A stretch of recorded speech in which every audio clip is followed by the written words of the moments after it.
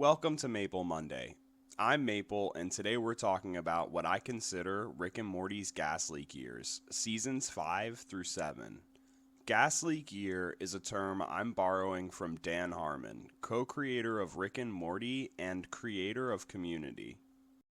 Troy, your entire identity has been consumed by your relationship with another man. You found my Clive Owen tumbler. And what happened to Annie, the unstoppable go-getter? Well, there was that gas leak last year. Oh, don't blame it all on the gas leak year. This is a 4-year process. We went in one end as real people and out the other end as mixed-up cartoons. Cool. Sure. This coming from the guy who's had how many psychotic breaks on campus? Are we including the gas leak year? In Community, it was the in-universe explanation for why Season 4 felt off. The season Harmon wasn't involved in. The vibe was weird, the tone was off, and the characters felt like bootleg versions of themselves.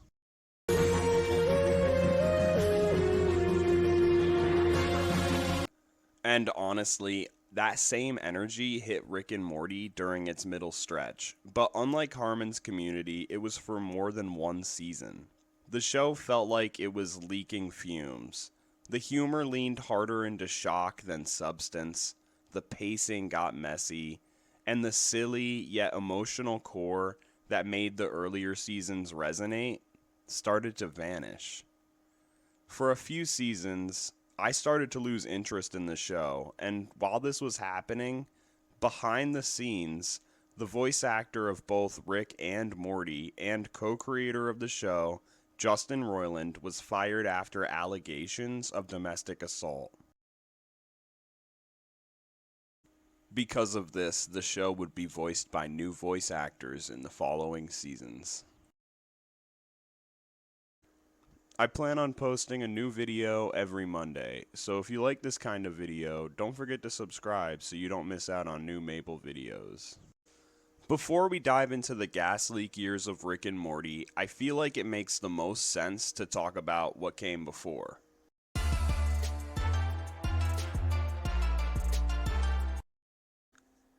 The golden era of Rick and Morty started with the first season, and a perfect example of what made it so special is the bottle episode, Ricksty Minutes. A bottle episode is an episode of a show that has minimal sets and locations, few or no guest characters aside from the main cast, and a narrative focused on character interactions. This bottle episode showed that the show was capable of balancing profound emotional insight with wild experimental comedy.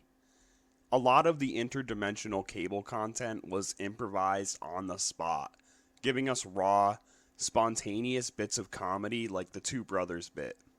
Regular brothers running in a van from an asteroid and all sorts of things, the movie.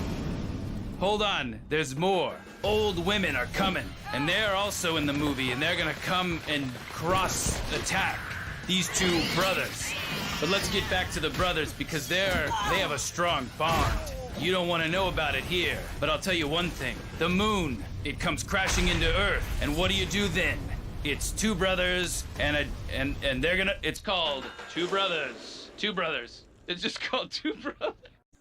Or the fake advertisement for real fake doors. Hey, wait a minute, Rick. I thought this was a commercial. What's going on? Relax, Morty. Don't worry about it. Let's just see where this goes. Son of a bitch. See, oh, that must be where he lives. Okay.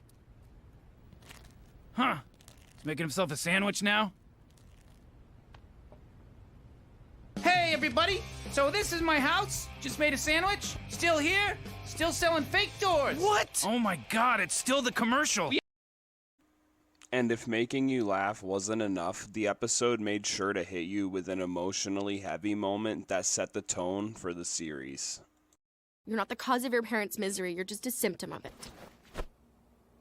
Can I show you something? Morty, no offense, but a drawing of me you made when you were 8 isn't gonna make me feel like less of an accident. That out there? That's my grave. Wait, what? And every morning, Summer, I eat breakfast 20 yards away from my own rotting corpse. So, you're not my brother? I'm better than your brother. I'm a version of your brother you can trust when he says don't run. Nobody exists on purpose. Nobody belongs anywhere. Everybody's gonna die. come watch TV. At the start of the series, the show was constantly fleshing out and expanding its world, and like most fans who were watching, I was excited to see it take shape.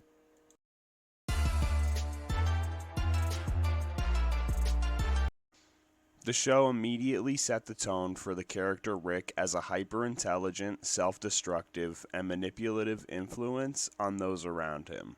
Grandpa Rick, we're not leaving without you. Oh my god, you guys, I get it. You're afraid the big bad hive mind is gonna steal your grandpa away. Actually, no. I think Unity's great and you're a horrible influence on it. What? This isn't healthy, Rick. You know, you're really up to no good around here at this place, you know? You and Unity are like leggings and mid-calf boots. You think you're great together, but you're just bringing out the worst in each other. Oh, gee. Boy, Summer, well put. Why don't we see what Unity thinks? And the creators smartly paired him with the moral, naive, and emotional Morty.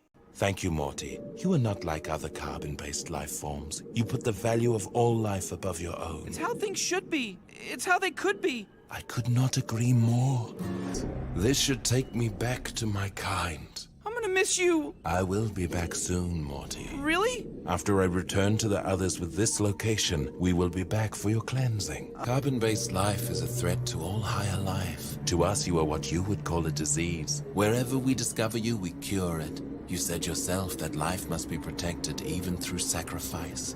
You haven't changed your mind about that. I can sense your thoughts.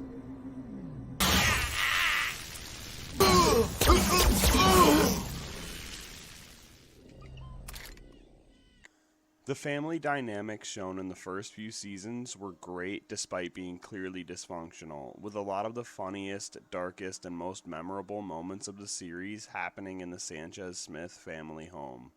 Like when they had a whole episode where the family has to kill alien parasites that were blending in with them in Season 2, Episode 4, Total Recall. Rick, this isn't easy for us. You know, we all remember you as a friend. Oh, really? Well, I remember you as a whiny little piece of shit, Morty. Oh, yeah? Yeah! I've got about 1,000 memories of your dumb little ass, and about 6 of them are pleasant. The rest is annoying garbage. So, why don't you do us both a favor and pull the trigger? Do it! Do it, motherfucker! Pull the fucking trigger! The hell? I figured it out, Rick. The parasites can only create pleasant memories. I know you're real because I have a ton of bad memories with you. The show had this silly, almost camp vibe. The humor was almost constantly on beat, perfectly timed, and it felt like most of the gags served the story, while maintaining a balance of absurdity and meaningful moments. Like in Season 4, Episode 8, the Vat of Acid episode, when Morty asks Rick for a do-over button. Thank you, Morty. Sounds good. Or maybe I'll just kill you. What? Whoa, Rick! Because I fucking did it! Oh, yeah! Booyah! Holy shit, you did it! You did it, you little son of a bitch! How did Morty, you- you want me to explain, or you want to go have some fun? I want to have some fun. Oh my god. Rick, this is thank you. You can thank me later. Go nuts. Morty then proceeds to live out a montage of increasingly ludicrous scenarios, using the button to save himself from any perceived mistakes, which would be fine if not for how the do-over button works. Even without consequences is great, but then I started wondering, what am I living for? What am I building? If I'm always looking back, I'm never looking ahead. And then it hit me. We are who we are because of consequences. You can't live without consequences, you know? You feel me? Wow, that's a beautiful thought, Morty, but, no, there were definitely consequences. It's the prestige. You prestiged Rick, yourself. how many did I You kill? tell me, Morty. Every time you reset to smell Jessica's hair, every time you relived a satisfying fart, that's how many Mortys you've incinerated, you greedy little junkie. Oh god. But starting around Season 5, that balance started to break. Instead of humor serving the story, it often felt like the story was just a setup for shock value. Whether it was taboo sex jokes, gross out gags, or plots that felt more edgy than clever.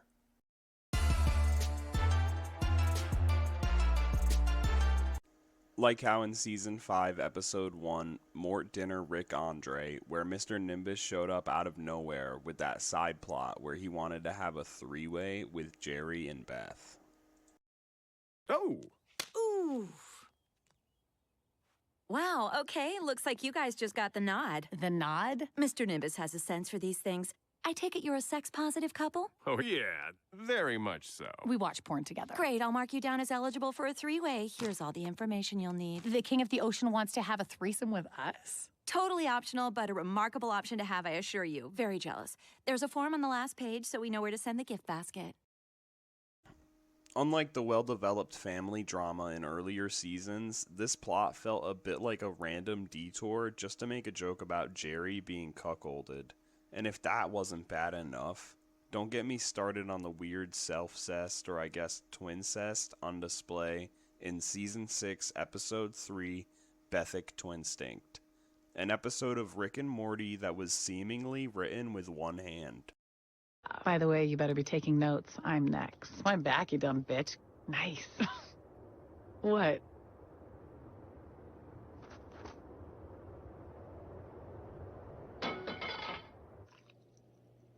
What don't we say to ourselves? How about, wow, my ass looks good in that spacesuit? I mean it. I'm a good-looking woman. Well, that's nice of you to say. I also find myself quite attractive. It's not Handmaid's Tale to loop in your husband. I agree. For the record, we made a mistake. Because we should have noticed ourselves losing control and gone to Sex Master Jerry and said, "Oh, pretty please, Jerry, can I make out with myself?" Yes, you may. Yeah, see? Not so hot when it's above board, home wreckers. Oh, so we won't enjoy this? Well, hold on. This is weird. Weird and permitted. Wait, you like this? Who cares what he likes? I do. I might like it, and if she likes it, I permit it. You little pervert.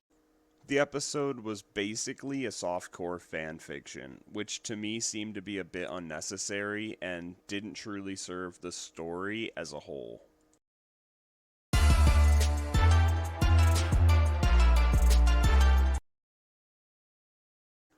If the writers focused more on the tone of the episodes and keeping the story fresh but grounded with a consistent narrative thread, it would have been far more interesting.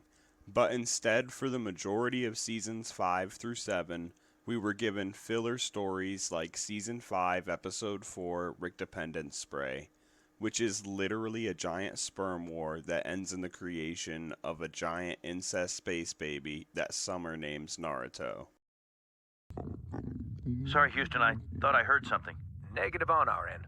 No, wait, there's something big, and it's coming right at you! Dear God, no, you can't be real! And don't get me wrong, I love a good lore drop when it's earned, but the pace of the show changed. It felt like it was speedrunning closure.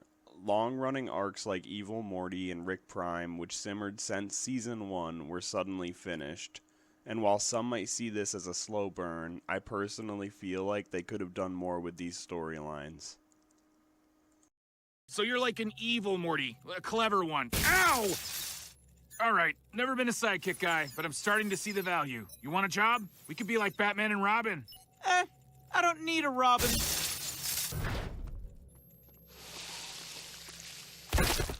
Oh, isn't this great? Okay, all right, I get it.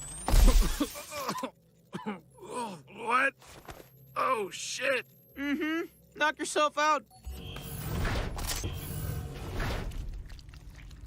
There's our guy. Rick, is it over? Is he not exactly in a live amount of blood? You are a little different, though, Rick. Maybe I can use that someday. Seriously, though? Fuck you. Don't come after me. It won't go well.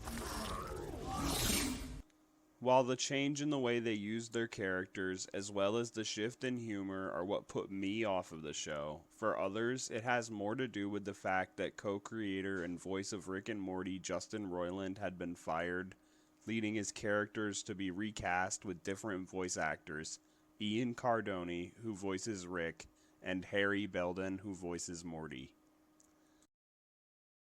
I always start a few lines by going like, okay, I get it, and then that just gets me into the pocket. Very on the nose. I love it. Oh, thanks. For me, Caribbean Queen, written by Hugh Jackman, age 16, From Season 7, Episode 1, and so yeah, any Wolverine fans out there, I say Hugh Jackman's name time and again in every session. For whatever reason, those lines just get us into character. These voice actors, in some fans' eyes, didn't sound enough like Roiland's characters.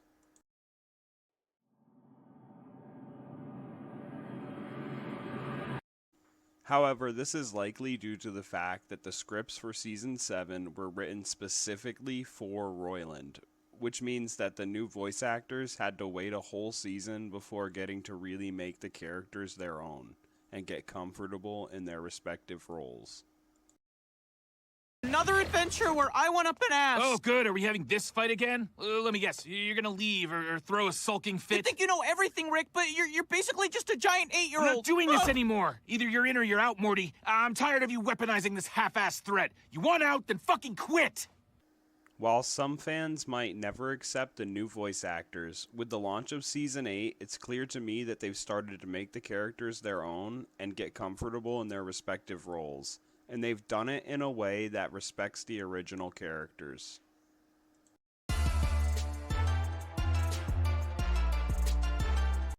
While seasons 5 through 7 were a hazy mess of filler, lore dumping, behind-the-scenes mayhem, and tonal shifts, I was pleasantly surprised at how much I enjoyed Season 8. Don't get me wrong, Season 8 isn't perfect, but it feels like the show finally remembered what made it matter. The pacing is tighter, the humor is sharper, and the emotional beats land again. It's not just a return to form. It's a reminder that Rick and Morty can still evolve without losing its soul. With episodes like Benjamin Button, that prove the show can still be weird, heartfelt, and hilarious all at once. Proud? Proud of you for making me old and beating the shit out of me. Proud you're both my daughters.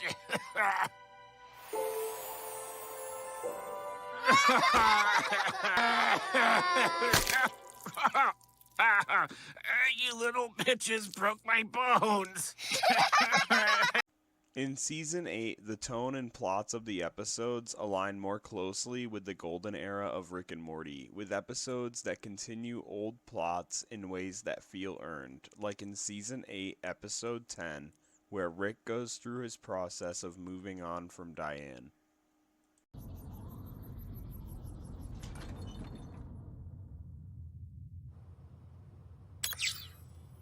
Thanks for not killing us. Listen up, you little activist. This is as good as you're gonna get. Ant farm brain in a patch of empty space. You get within 100 light years of my family, or try to build yourself a brain creature mech suit or whatever, your whole container thing explodes. You got it, Chief. And look, the fact that you two get this stupid happy ending where you're young forever and presumably always fucking drives me insane. So I'm gonna mind blow myself and forget this ever happened. You're on your own. Thank you for keeping me alive this long, Rick. Yeah. Goodbye, Memory Diane.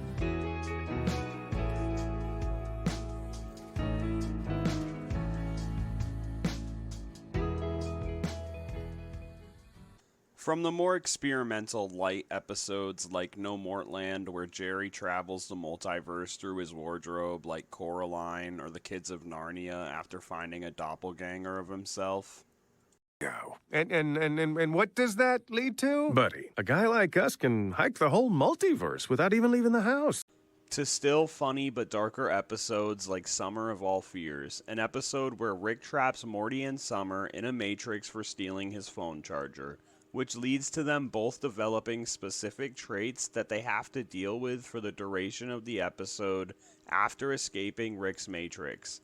Like Morty becoming a disgruntled, PTSD-riddled veteran at the age of 14, who plans to destroy a power plant with a killdozer. The seemingly unstoppable and pretty cool-looking vehicle is now heading towards a power plant at the center of Power Plant Valley, the well-known nexus of America's power grid. Why create this unstoppable death machine? Its driver, 14-year-old Morty Smith, has this to say. Come into a wolf's house and piss in its bed, you're gonna get bit! That's just the nature of the wolf! That's just the nature of the wolf! Season 8 didn't just clean up the mess, it remembered the heart. It gave us chaos, humor, and characters who felt like Rick and Morty should. It's not perfect, but it's proof that the show can still evolve in a direction that feels closer to seasons 1 through 4, the golden era of Rick and Morty. Well, then get your shit together. Get it all together and put it in a backpack. All your shit, so it's together. And if you gotta take it somewhere, you know? Take it to the shit store and sell it. Or put it in a shit museum. I don't care what you do. You just gotta get it together. Get your shit together. With everything we've covered in mind, do you agree that seasons 5 through 7 were Rick and Morty's gas leak years? Do you think the show has changed? Do you think season 8 is a return to form for the show? I know I do. What other shows do you think have their very own gas leak years? I'd love to hear what you think in the comments down below. I've been Maple, and this has been Maple Monday. Thanks for watching my video. If you want to see more like it, don't forget to subscribe so that you never miss out on a Maple Monday. My fist to the wall like I'm Danny Phantom. Ghost in the shell, bitch, it really don't matter. I really go ham and I don't need a camera. Lyrical samurai, I'm from Vermont, which is right under Canada. Off of the top shit frosty. Stop it, I can switch flows quick, infinite conscious. Step in my office, scope these frames. Look at my logic, company brain. Set up for profit. Aussie's a name blowing up like a rocket. Top shit, Aussies, top shit, Aussie got this. All shit, Aussie drop it.